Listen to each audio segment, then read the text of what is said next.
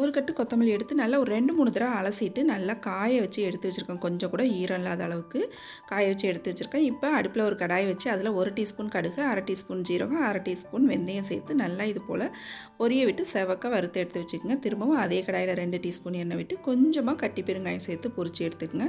காரத்துக்கு தகுந்த அளவு வரமிளகாயும் சேர்த்துக்குங்க. அதையும் வறுத்து எடுத்துட்டு அதுக்கப்புறம் நல்லா ஒரு 10, 15 பூண்டு பல் சேர்த்து நல்லா ஒரு பாதி அளவு வதக்குனதுக்கு அப்புறம் நம்ம அலசி வச்சுருக்க கொத்தமல்லியும் சேர்த்து நல்லா வதக்கி எடுத்துக்கங்க. கொத்தமல்லி நல்லா வதங்கி வரணும்.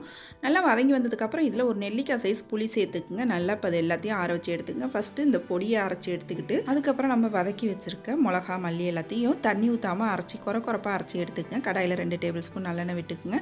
1 டீஸ்பூன் கடுகு உளுந்து சேர்த்து நல்லா பொரிய விட்டு பெருங்காய கட்டி இல்லைன்னா இந்த சமயத்தில் பெருங்காயத்தூள் சேர்த்துக்குங்க.